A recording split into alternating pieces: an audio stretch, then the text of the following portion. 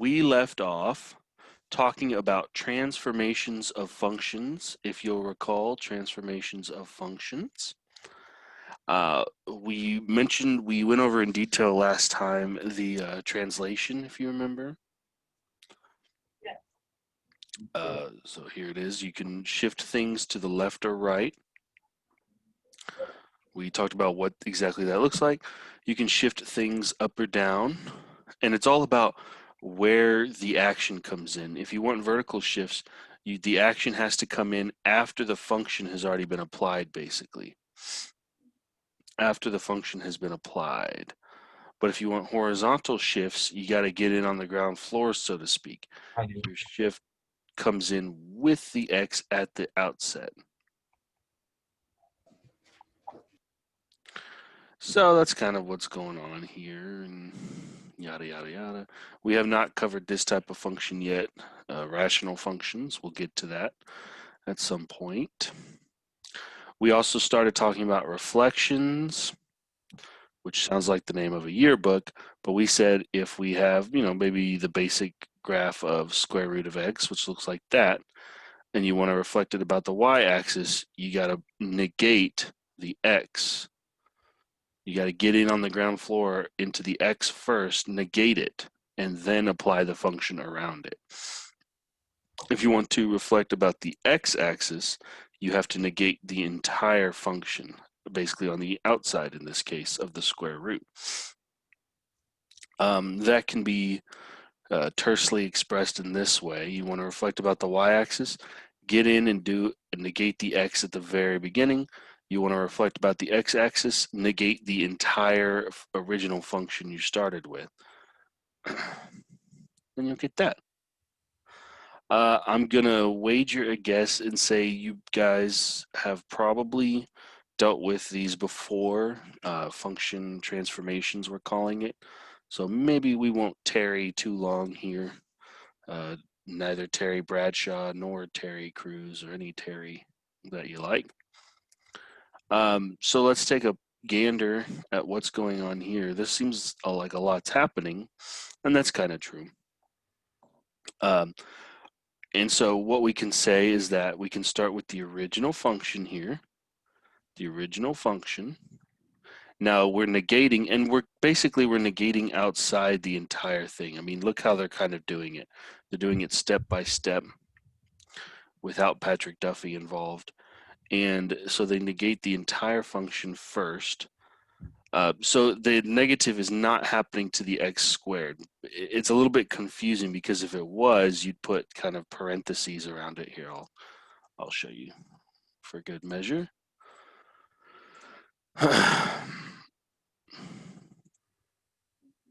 Why are you not going back to?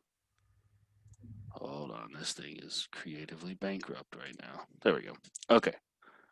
If you were doing something like this, say you'd be negating the x first and then squaring. But there's a little subtlety to that. That would end up getting rid of the negative because when you square something that's negative, it becomes positive. So that's actually not what's happening here. No, no, no, no, no. They're basically saying do the x squared first, then negate. Then they're going to perform a horizontal shift left 5 units. So remember that adds 5. Then they're going to do a vertical shift up 3 units. So that adds 3 on the outside of the function after it's been applied to the x. And so this is what happens. You start with your original function. They did the reflection about the y-axis first. Boom, boom, boom. Shift it to the left 5 units. 1, 2, 3, 4, 5. 5 units. And then up 3 units. 1, 2, 3. And bada bing, bada boom. So we start with this original function, and now through our transformations, it now looks like this guy in blue. Very good, very good. So, and then these two were just kind of transitory stages to help us out. And so they did 2 things to the absolute value function. First, they negate the entire function, basically. And then they added 3, so they shifted it up. Sorry, I have a bug Go away. You're bad. Anywho, so they took the absolute value function, which remember made the original V shape. They flipped it around the x-axis, so now it looks like this, and then they shifted it up 3 units. So that's not bad. That's not bad. The last kind of place we're going to look at, last thing, they call them dilations, which I guess that's an accurate term for it. But what it's going to be is, instead of moving, shifting, rotating things about, now we can talk about stretching or compressing. Stretching or compressing.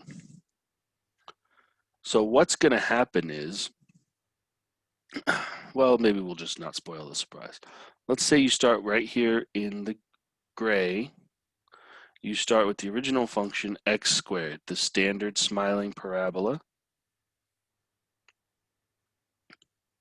Now, what happens is, if you have 2 options if you want to do a vertical stretch or compression. If you want to do a vertical stretch, you need to multiply the entire function outside of the x squared. You need to multiply the whole thing by a number that is greater than 1. A number greater than 1. So 4 does that. And what that's going to do is that's going to stretch it upwards. That's going to pull it up, which means it's ultimately going to be kind of looking like this guy right here. Boom. So a vertical stretch, they call it. Vertical stretch, there you go. If you multiply the entire function by a number that's between 0 and 1, so in this case 1/4, that's going to do a vertical compression. So think, instead of pulling it upwards, I'm going to squeeze it, I'm going to push down on it, push down, and that's going to kind of flatten it out. Now, your keen observation skills tell you that doesn't look like they did something vertical to it, although they did. Your mind is telling you, well, instead of calling that a vertical squashing or compression, it looks like they horizontally stretched it. Well, if your mind is going there, your mind is going many good places, because if for a lot of functions, specifically functions that are even or odd, those things can start to kind of run together and look the same. So think about it. A vertical stretch, I pull upwards on the arrows here, kind of forces it to look like this. It forces it like that.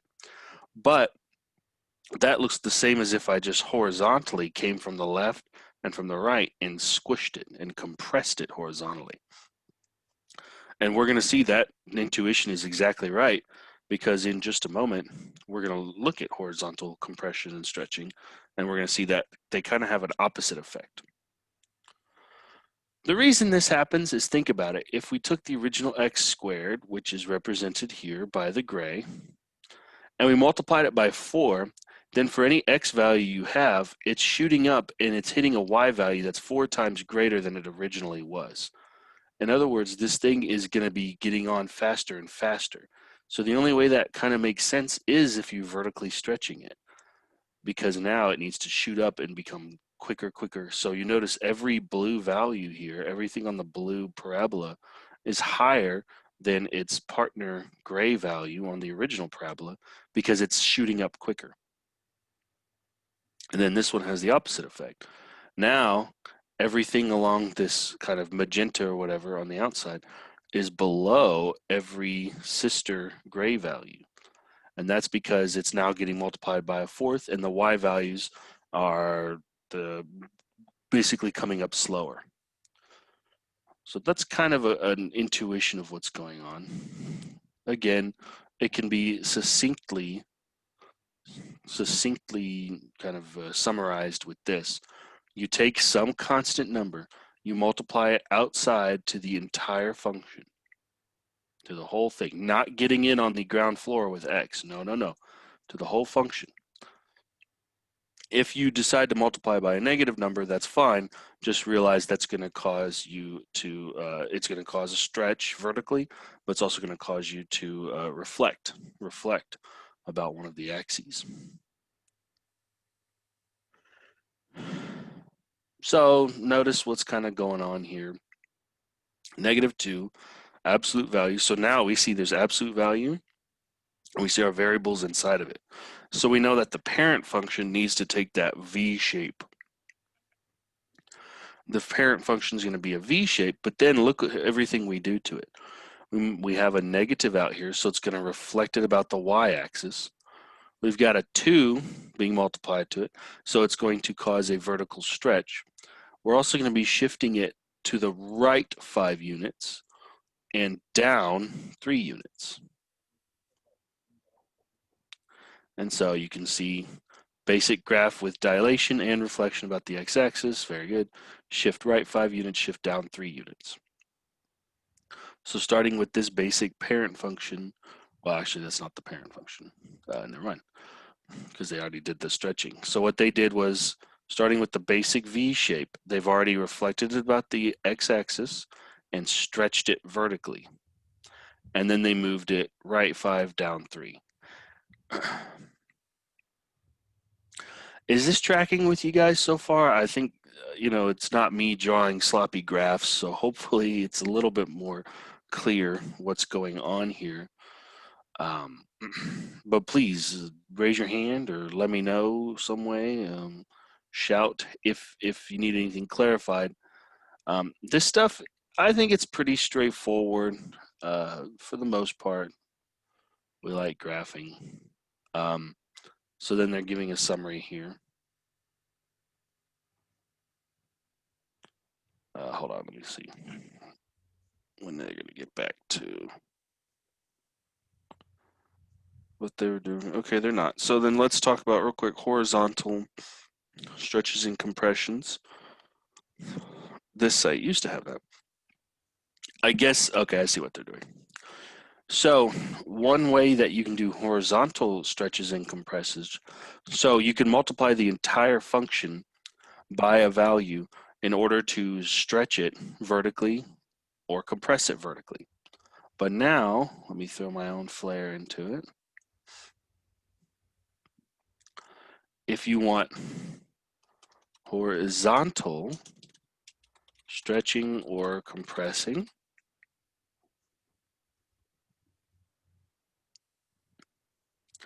then what you do is you say your new function, the altered function, you multiply a constant to the inside. Just like we've been doing this whole time, where you bring the action into the x first. This one's a little bit more straightforward, I think. Multiply a constant to the inside with x. Let it get in on the ground floor, then apply the function around it, whether it's the square root function, the squaring function. If the constant you're multiplying is between 0 and 1, then what you're going to do, earlier that signaled a vertical compression. Instead, you're going to have a horizontal stretch. So it's kind of opposite things happen when you're applying things to the x or to the entire function. If a is greater than 1, you have a horizontal compression. You have a horizontal compression. So perhaps not super interesting, but interesting enough. Let me go back to my original notes, make sure we covered everything, but it sure looks like we did. What I'll do is I have found, so you can write this down real quick, I have found a couple different resources that kind of summarize everything. It's not good to commit things to memory per se and just purely memorize it. But I think sometimes committing things to memory when you're first learning it is a good way to kind of get some practice with it, cut your teeth on it and whatnot. And then you need to eventually kind of make sense of why it happens, why it works out that way. So maybe on review day, we can have that talk. We can chat a little bit about why some of these things make sense. You should have a copy of the textbook. Either you have a physical copy that you can hold in your hand, or for this course, you can access the College Algebra textbook by going to the Multimedia Library in MyLabs Plus. You just click it. You look for the College Algebra section 2.7. Your book is a little weird because it's going to have developmental math mixed in with it, but you still have the full original College Algebra textbook. So you'll just have to make sure you're in the College Algebra part of your book. And if you go to this section 2.7, and it should be page 271, although that may be changed now, you'll get a nice summary of all the different transformations that we can do. But I've got one I can show you.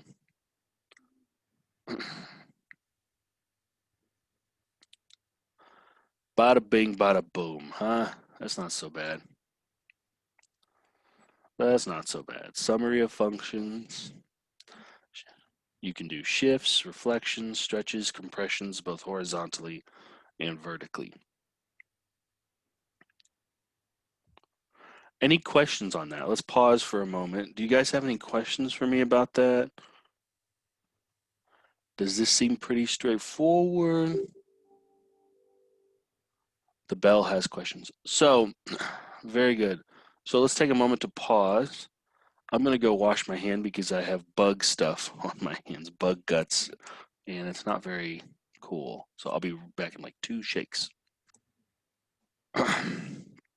So we just finished up section 2.7, and now we are ready to hit the very last section of chapter 2 overall. Section 2.8 here is going to be function operations and composition.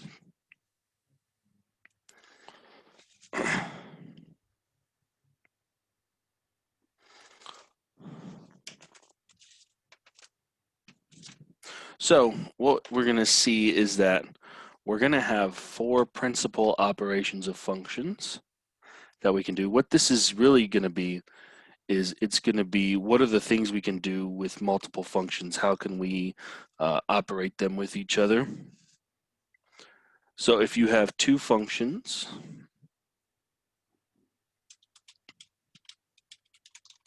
f of x and g of x, here's some of the things you can do with these. You can add them, and our symbol for that is you say f plus g of x, which is just what you think it is, f of x plus g of x. You just add the 2 functions. And you can combine any like terms as it makes sense to do. You can simplify it, and so on and so forth. Now, what we're going to see is that the difficulty behind some of these problems is not going to be actually doing these operations. That's going to be generally pretty straightforward. What's going to be more difficult is identifying the domains of each. The domains. So you could have addition, you have subtraction.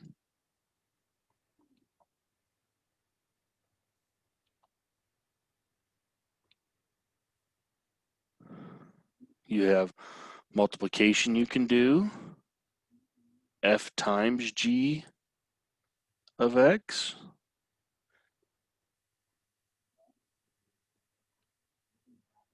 And then you can do division as well.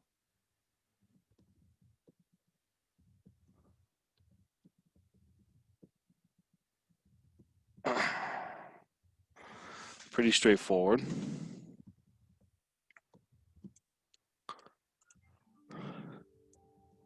But again, it's going to be the domains that are interesting, the domains of the interesting.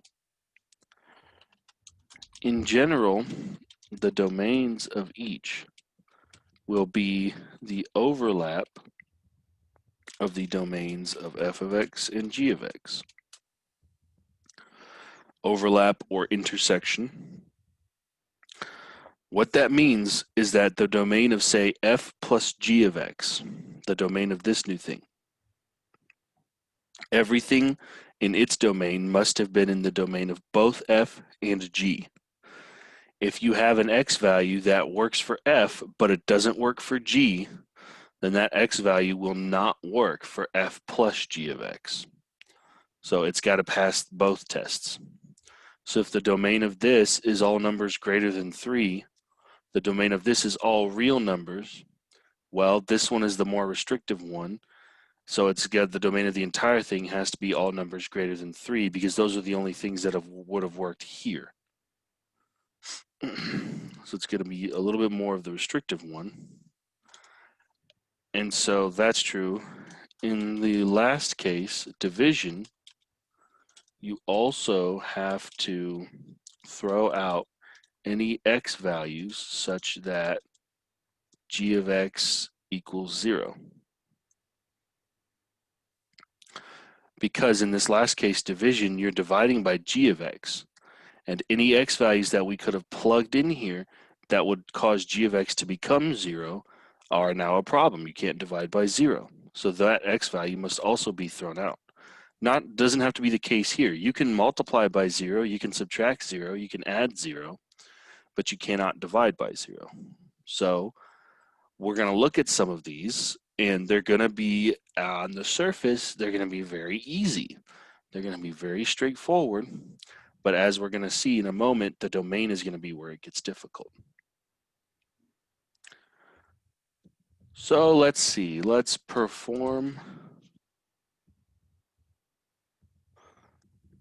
the 4 principal operations for f of x and g of x as I'm about to define them, and find the domains of each.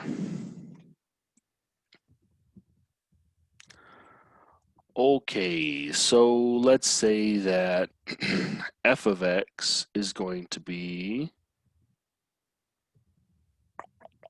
what do I have for you? I've got 4x plus 3.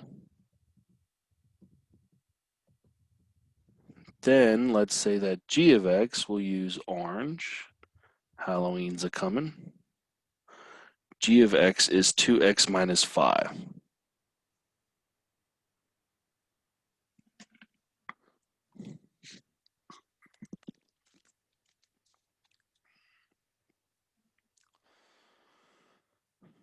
Okay, so we have two different functions. We want to do the 4 principal operations, so we're going to add them, subtract g from f, we're going to multiply them, and we're also going to do the division.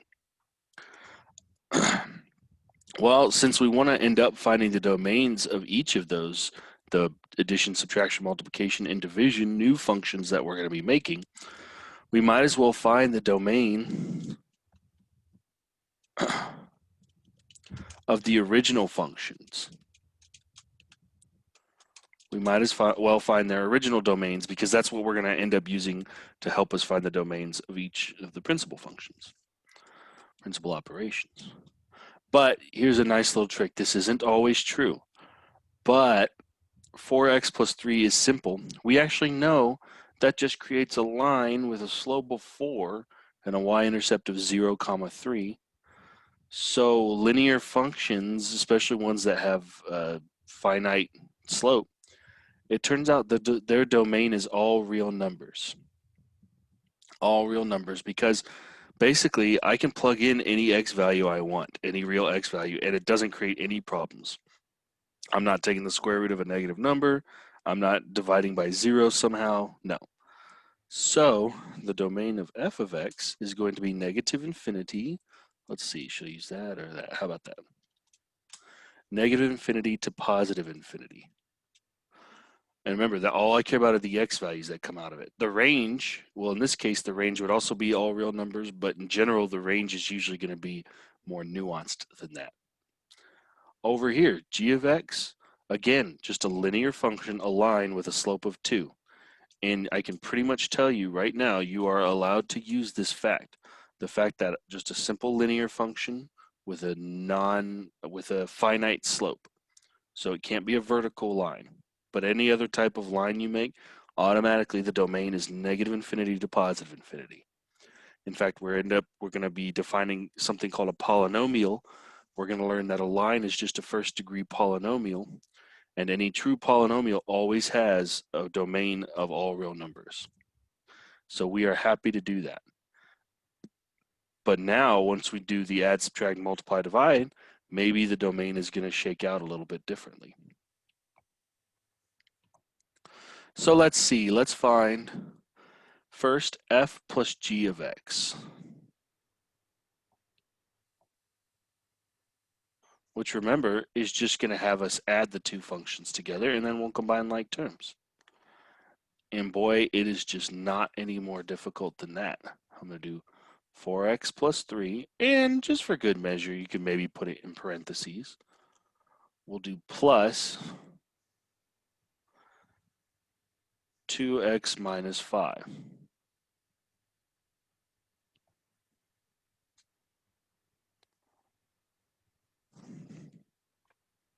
Now I say put them both in parentheses, and in general, that is good, kind of a good habit to get into. And it's still completely fine to do that here. But you notice there's just a positive 1 in front of this parentheses, and then I'm adding, and there's secretly a positive 1. So what that's going to do is that's going to justify us just dropping parentheses in this particular case. Just completely dropping them. But for subtraction multiplication, we're going to see that we can't just immediately drop them. It actually helps us to write it in parentheses. And then when we combine like terms, this should be pretty easy peasy. 4x plus 2x does indeed become 6x. Positive 3 minus 5 becomes minus 2.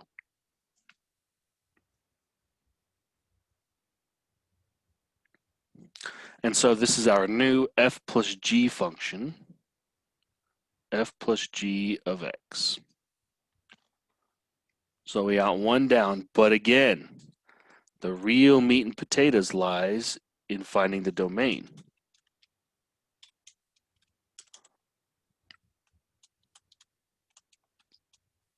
That's what we care about. The domain is the set of all valid x values. So let's think critically here. We just added these together. Remember, the rule is that the domain is the intersection of the individual domains that went into it. In other words, all x values that are allowed for both f and g ends up being the domain of f plus g of x. And then when we get to the division function, there's just one little extra rule we have to do. But let's think about it. All x values are permitted for f of x. All x values are also permitted for g of x. So the domain here is of f plus g of x, this new function we've formed here. This is a completely brand spanking new thing we've made. It also happens to be negative infinity to positive infinity, just by utilizing some reasoning. All right, so one down. Now I get to be a little bit crafty here, and I get to save myself a little bit of effort here. Now let's do the subtraction function. Boom, boom, boom, boom, boom, boom. And now we're going to be subtracting. And now putting things in parentheses is really helpful here. The 4x plus 3 still just has a positive 1 in front of it. So we can drop parentheses there. But now I'm subtracting this. I got to distribute this subtraction. So it's actually going to end up being minus 2x plus 5. I flippity flip the signs. And now I'll combine like terms. 4x minus 2x is just 2x. Positive 3 plus 5 ends up becoming plus 8.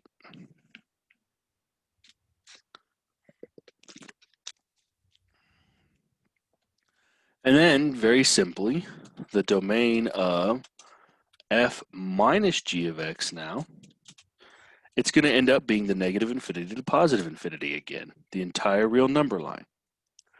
In fact, here's a hint. The domain for the addition, subtraction, and multiplication functions will always be the same. It's always going to be the same. And then with the division function, you just have to throw in that one extra little fly in the ointment concerning the fact that you can't divide by 0. Your g of x function can't come out to 0. So once we've already found the f plus g of x domain, we've already found the domain for f minus g of x and also f times g of x. So let's do a little preview. Let's do f times g of x. And now, again, I get to be a little bit clever. So let's do the multiplication function. F times g of x. There we go. Ooh, look at that. So here we're just going to be multiplying the two. Again, it really does help to put it in parentheses, at least at the get-go. And because I've put it in parentheses, now I see I clearly need to FOIL. I need to FOIL. Your favorite four-letter F word in all of mathematics is FOIL. 4x times 2x becomes 8x squared. 4x times negative 5 becomes minus 4 times 5 is 20, and then there's an x attached to it. 3 times 2x, 3 times 2 is 6, it's all positive, and there's just an x attached to it. 3 times negative 5 becomes minus 15.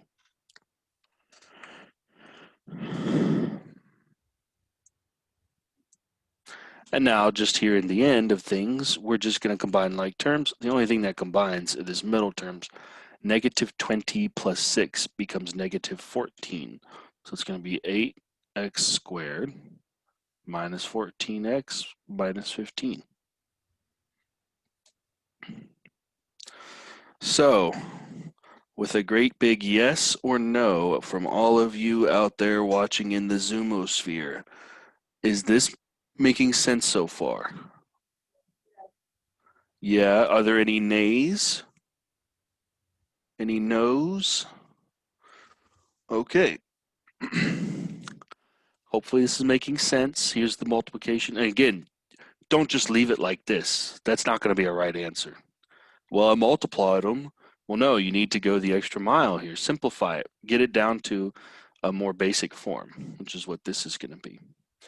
Again, though, the domain of f times g of x is still going to be negative infinity to positive infinity.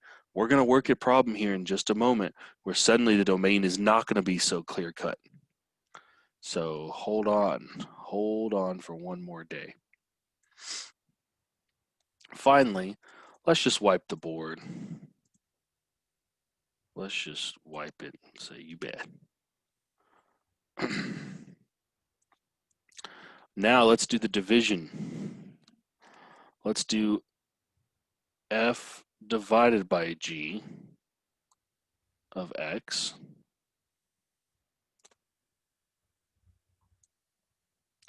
Now actually performing the division is going to be pretty easy. So it's f of x divided by g of x, simple enough. Which is going to come out to, let's see, that's 4x plus 3 on top there, Pilgrim. And you technically don't have to put it in parentheses simply because the division line implies that the entire numerator is to be taken together. And the entire denominator, which is 2x minus 5, is also meant to be taken together. So you don't technically need parentheses there. They would just end up getting dropped. But you can always put them there for good measure. Now, here comes the fun.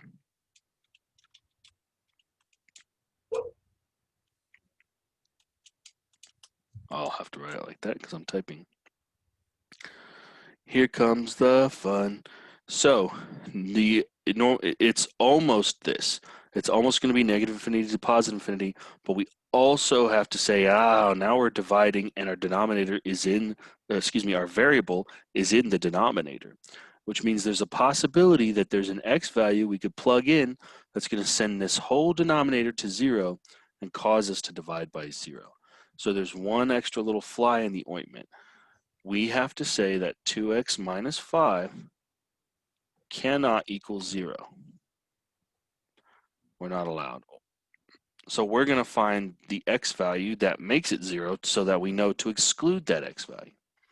So I would add 5 to both sides. Solving an inequality like this generally runs the same. I would add 5 to both sides. So 2x cannot equal positive 5. Divide both sides by 2. And now x cannot equal 5 halves. So that must be excluded from the domain. Otherwise, the domain is the rest of the real number line. This is the only non-allowed value. So to find the domain of that division function, we're going to write it in interval notation. It's going to go negative infinity all the way up to 5 halves, but then we have to pass over the 5 halves. So this is how we would write that in there, negative infinity up to 5 halves, but since we're excluding 5 halves, we put a parentheses around it. Let me give myself a little extra space here.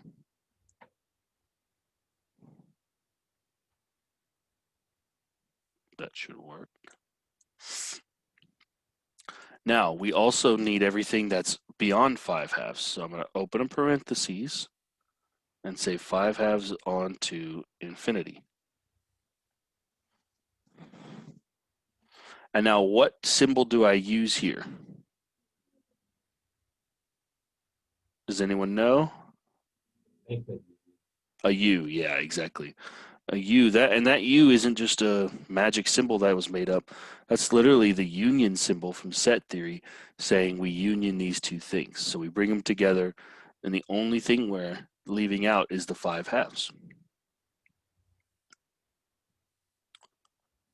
Does that make sense? Do you guys have any questions on what we just did here?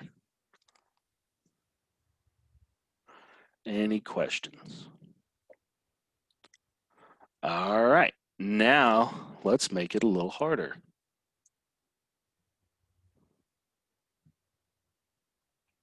Let's amp it up just a hair.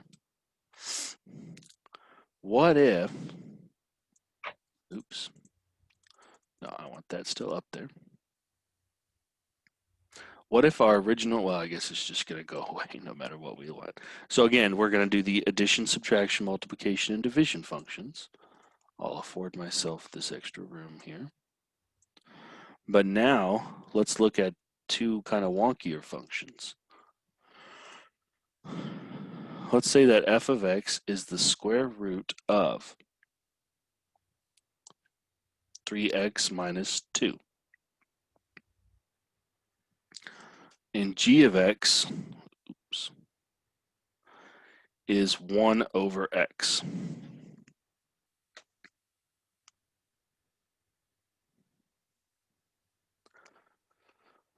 So now we've suddenly got a whole new funky bunch of different types of equations here that we have to deal with.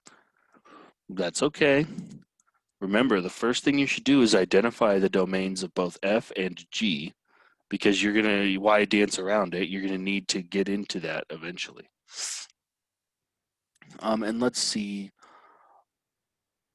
if we can make this even more interesting. I think there's a way to make it more interesting. Ooh, let's call that 3x plus 2, actually. Let's do 3x plus 2 on the inside there. So the domains of, let's find the domain of f. Notice here that the only problem that could be created is trying to take the square root of a negative number. There exists a possibility with how this is written that there are values we could substitute in for x that will cause the entire thing inside here to go negative.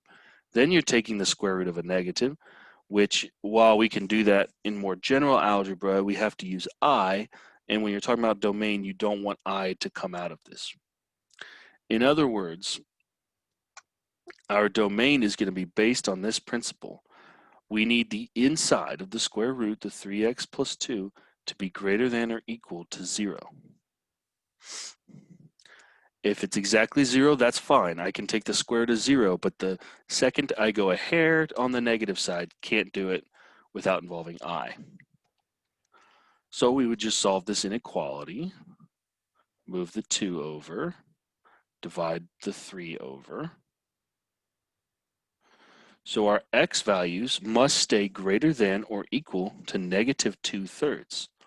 So we can have some negative x values, and that's because after they're multiplied by 3 and then have 2 added to them, the entire thing is rescued and becomes positive again. So for instance, negative 1/2, which is greater than negative 2/3, will be okay here. You'll end up with a positive inside the square root. So don't just tell yourself, oh, x can't go negative. No, sometimes it can. Just depends on the rest of the action happening around here. So the domain of f of x we're going to have to use interval notation. All values greater than or equal to negative 2/3. So now I'm going to have to use a bracket. Negative 2/3, comma, infinity. Now, you guys out there in the Zoomosphere, are y'all comfortable with when we use the bracket and how interval notation works? You guys, they're pretty good. Good. Because sometimes we come into college algebra and there's some things we have to review, but you guys are sharp. You guys are on point, and I am proud of that. Honestly, and you can never tell anyone I told you guys this, but whenever I teach college algebra for the high schools, the students are always so much sharper. They've got their stuff together, and I really like that. It's just different, for students who are coming back to, say, Weatherford College, who are maybe a little older, mid-20s, late 20s something, and they've been out of math for a while. They come back and their math skills aren't as sharp. But every time I get a high school class to teach, I'm always like, yeah, I know these kids are really, really got it going on because they've been staying with the math and it's still fresh and recent in their minds. So you guys can all give yourselves a pat on the back. Give yourselves a pat on the back. But don't get arrogant. Don't get arrogant because I can show you some math that will make you cry. It made me cry as well at some point. Of course, I'm a man and men don't cry. That's not true. Men cry all the time. But I diverge. What's that? They asked if I cried ever, and I said no. Yeah, of course. Men don't cry, all right? We just don't do it, all right? It's not in our vocabulary, all right? That's absolutely not true at all. And any man who says that is just bald-faced lying. Oh, you've never been dubbed before? That's like the worst feeling in the world. Anyway, so we found the domain of f of x. It's all numbers greater than or equal to negative 2/3. G of x is going to be real simple. G of x doesn't have the square root problem. G of x has the dividing by something that has your variable in the denominator problem. The only thing that's going to create an issue here, I can have any x value I want except 0. Because if I put a 0 in, then it would become dividing by 0. But every other x value is fine. Now, real quick, as a quick divergence, imagine I did this. I put -3, and that's still in the bottom there. Now, x equals 0 is fine because I'd be doing 0 minus 3, and I wouldn't be dividing by 0. But now x equals +3 is an issue.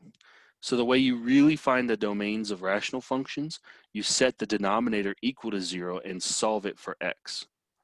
But it just so happens in this case, that would just be setting x equal to 0. It's almost not even worth mentioning. So now the domain of g of x, it's going to be everything except 0. So I go from negative infinity to 0, and unfortunately, actually I can type it out, so it'll be a little more succinct. It's going to be negative infinity up to and including 0, but you put I'm sorry, not including 0, excuse me. You put a parentheses on it, union with 0 to infinity.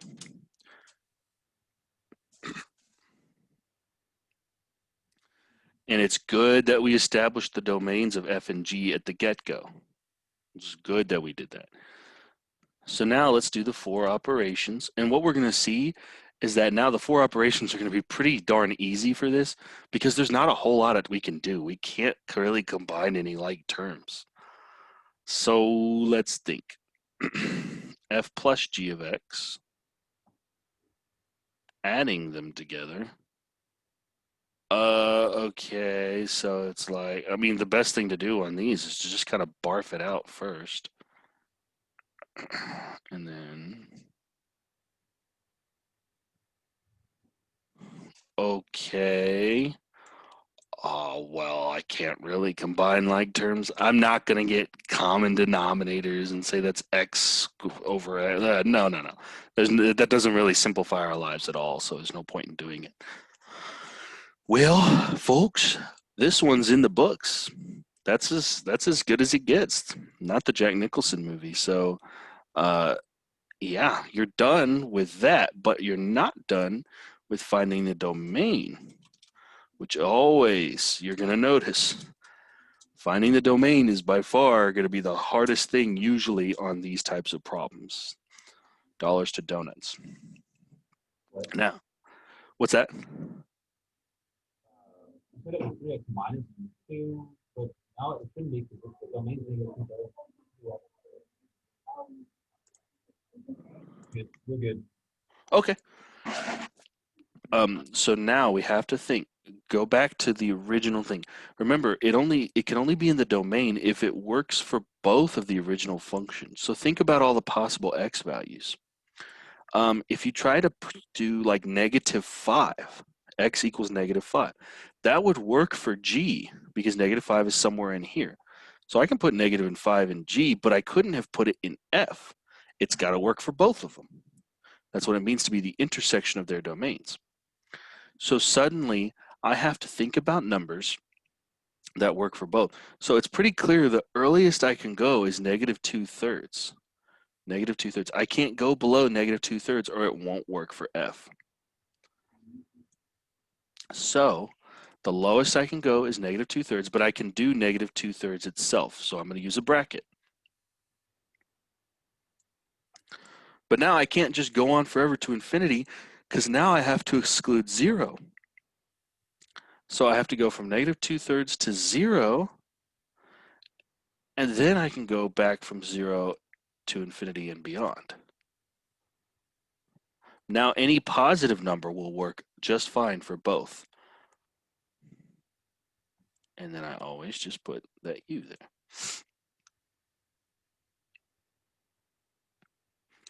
Does that make sense, guys?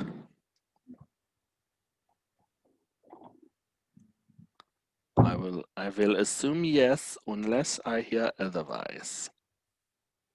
So I'm going to put that over here because this is going to be darn convenient. This, let me rewrite that. This is going to be the domain of f plus g of x. It's also going to be the domain of f minus g of x. So it is the domain of f minus g of x.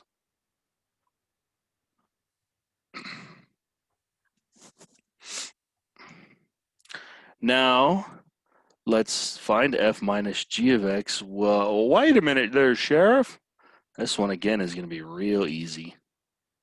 F minus g of x, so just do that thing minus that thing. And for the same reason we couldn't really combine like terms or simplify this for addition, we can't do it for subtraction.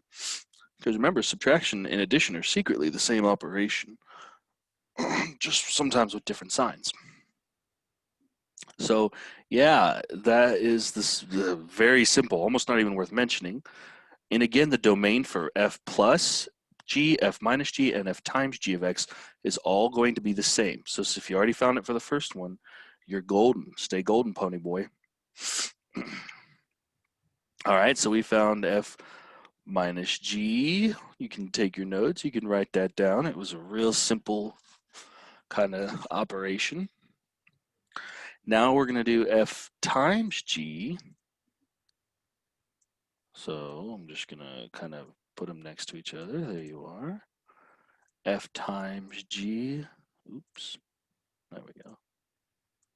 Let's see. What sorcery is this? F times g of x. So I'm just going to do that. And yeah, I'm basically just going to write them next to each other now. And I'll put multiply. Now here's where it gets something we can actually do with this. I'm multiplying them. Here, I could think of them almost like fractions. That's square root of 3x plus 2 all over 1. And the only reason I'm going to do that is because I can multiply them and bring them into the same fraction. And it is expected that you'll do this, which is not that bad. That's not so bad. And so now this is what f times g. It looks like division, and it's only because the original g function was a fraction. So it makes it look like we actually divided, but we didn't technically. We did f times g in order to get this. Okay, and that's it. That's all there is to f times g, and we've already found its domain over here. Now the last one, division. Things usually can get pretty interesting when you're talking about division. There we go. But they're not always super interesting. So now let's rearrange some things. F divided by g.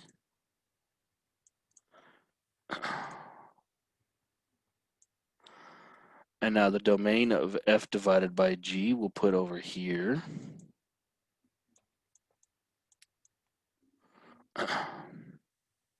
What's the easiest way? Maybe that. There we go. And I'll just put f over g. Now here is where we're going to have to get kind of next level with it. So the first thing I can say is, okay, yeah, sure, I'm dividing by it now. I'm dividing by 1 over x. So that does kind of make it interesting, divided by 1 over x. First thing I'll say is, well, we can simplify that here in a moment. Well, actually, let's just do it right now. So really, this is just, when you're dividing by something, it's the same as multiplying by the what? There's an R word for it. Multiplying by the reciprocal. So the way this simplifies is it's square root of 3x plus 2. Now I can multiply, instead of by dividing, I'm dividing by 1 over x, so I'm multiplying by x over 1. Does that make sense, everyone out there in the Zoomosphere? Is that cool? Again, I'm going to assume yes unless I am told otherwise. And so now that can just be written like this. You can just put the x in front just because it looks more, I don't know, it looks better that way. And the reason I like to put the x in front is because if I put the x over here, if I try to get cute with it and put it after the square root, it could cause a little confusion and say, oh, is that this x supposed to be inside the square root here? Is this supposed to be 2x? Well, no, it's not. It's being multiplied separately from the square root. So that's going to be kind of our preferred way. So now this looks like I did multiplying, but really this is still the function f over g. It's just because of the nature of the original g of x.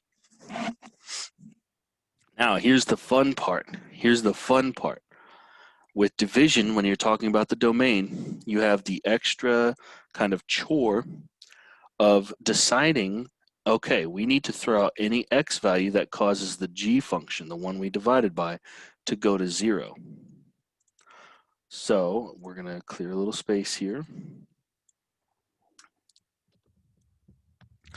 In other words, we want to take g of x, which is the function 1 over x, and we want to say you cannot be 0. And we want to solve for the x value that it basically is going to make it go to 0, so we know to exclude that x value. Well, let's see. If you try any positive number for x, you'll get 1/2, 1/3, 1 over 1, 1 over 17, 1 over pi, 1 over 17.3. None of those are going to be equal to 0. So no positive number works. No negative numbers are going to work for similar reasoning. The only thing you think might work is x equals 0 itself, but that's actually not going to work because 1 divided by 0 is not 0. 1 divided by 0 is undefined. The only thing that maybe could work, that maybe could make the function go to 0 is x equals 0. But that actually causes us to divide by 0, which is undefined. So actually, this one's kind of cool. This function never has a y value of 0. There's no x value you can plug in that's going to spit a 0 out of it. So there is no x value that will spit out 0 here. So there's no worries. We have to throw out any x values that cause g of x to go to 0, but there aren't any x values. So this is also going to be the domain of f divided by g of x. It's going to be the exact same domain because there's nothing we had to throw out, nothing additional to throw out in this particular case. Last time there was.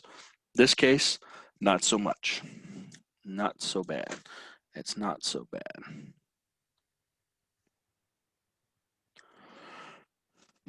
Any questions on that? Do you guys have any questions about that for me, for Mr. Josh, Mr. Gunther?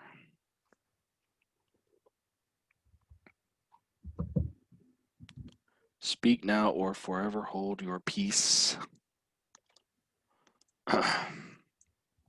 Let's look at a couple other types of problems. Let's look at some examples. Let's see. Let's make it fun. We'll do example A, or you know what, we'll just call it, it's an example, whatever. Find f plus g of 5. And yes, that's a 5. Let me write it a little better.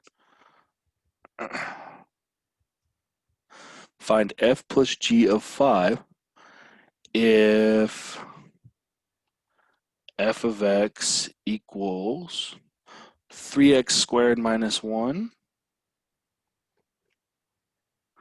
and g of x equals 4 minus 2x.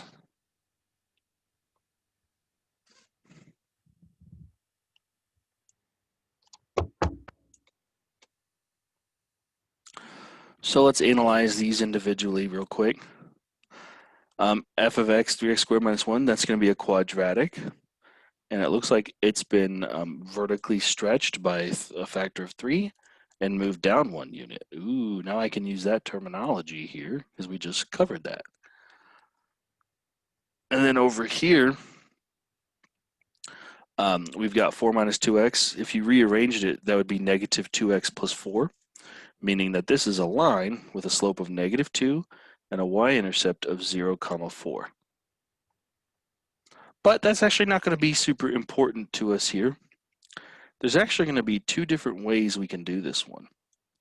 2 ways. So let's look at them both. Method 1 is to find f plus g of x first, then plug in a 5 for x. That's all that means. F plus g of x is a new function, so f plus g of 5 is that new function with a 5 substituted in for x. All right. So let's see. F plus g of x. I'm adding f of x. I could put it in parentheses plus g of x. Well, I can drop the parentheses.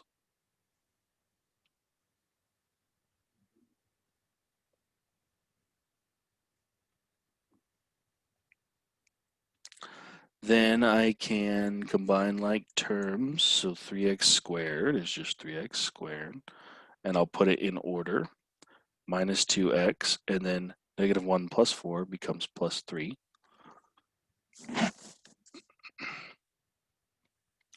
And now I just got to find f plus g of 5. So I can do, well,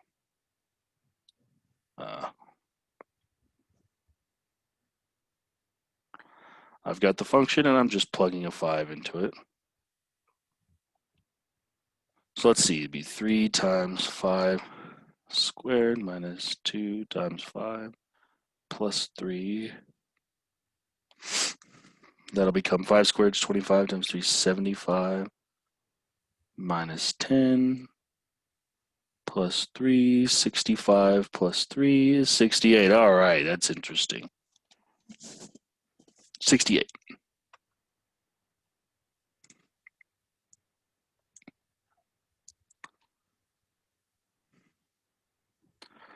So that was done with method 1. We just find the new f plus g function first, then plug a 5 in. Oops. The other way is to actually manipulate the fact that f plus g of 5 must be, according to our definition, that must be f of 5 plus g of 5. So method 2, f plus g of 5, it must be, according to our earlier definition, f of x plus g of x, or in this case, f of 5 plus g of 5. In other words, find f of 5, find g of 5 separately, then add their results together. And it's going to work out. Don't believe me? Well, all right. That hurts my feelings a little bit, but there's not much I can do about that. F of 5, we just plug a 5 into the original f of x. 5 squared, you got to do first. 25 times 3 is 75. Minus 1, you get 74. Then we find g of 5 separately.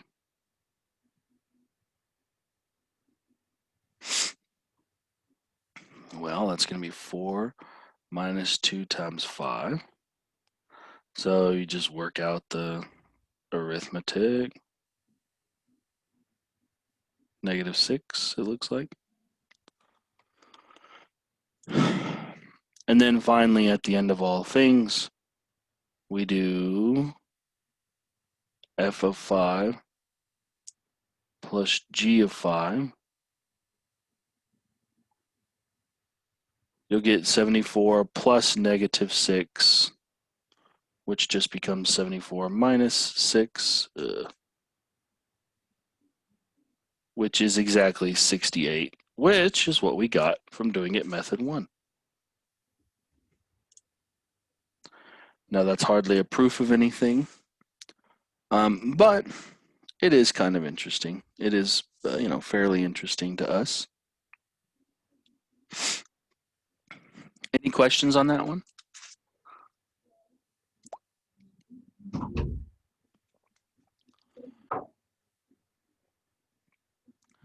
Preguntas? Let me know if you do. Of course, you can always shoot me an email. There's lots of things you can do.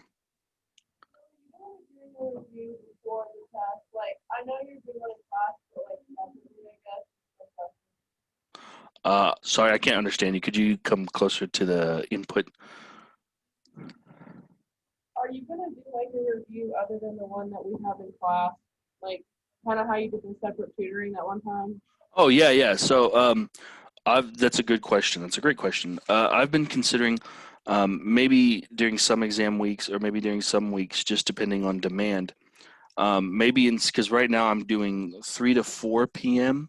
If you're able to come to the Weatherford campus, would you guys be receptive to maybe making that 3 to 5 p.m.?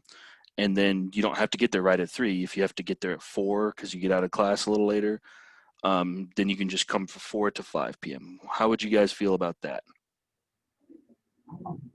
What day would that be? Tuesdays. No, I think that works for the people that need it. Okay, so do you guys want to do that? Like, Sorry, it's hard to gauge response. is it next week? Right? Yeah, we can do it next week, which would be right before the exam. If you want to do that, if you're able to make it out. Of course, I'm also planning, we're almost done with chapter 2 here. I am planning on Tuesday the 6th, October 6th, which is right before your next exam, to actually, during our class period, spend most of that time reviewing for exam 2. Which, depending on the pace of the course, I can't always do that. But basically, we would be holding a review session during this time on October 6th. What do you guys think about that?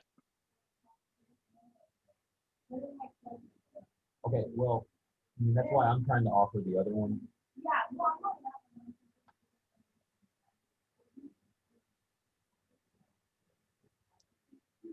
Look, I know the content well enough to help you with the review. For sure. And yeah, and college algebra is a lot of algebra 1 and 2, as you've probably figured out by now. Like, And you've already done. yeah. So now some of them are trying to figure out because like if they're in after school sports, they can never get there by what time are you doing 3 to 5? Till 5, yeah. Yeah, they can never make that. And so I was trying to offer something via Google Meet, like from I don't know 6 to 8 on like the Wednesday before the test, so they get questions about the review. Mm-hmm. So they're just trying to figure out a way to get to your stuff instead. But I can answer questions about the review. You know, so Yeah, I think that's a good plan.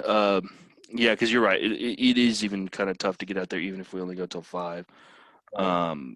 What we can do is let's plan then for 1 week from today, Tuesday, to just make an in-class review, and you're already going to have access to the review, and we're already going to be done lecturing over chapter 2 completely.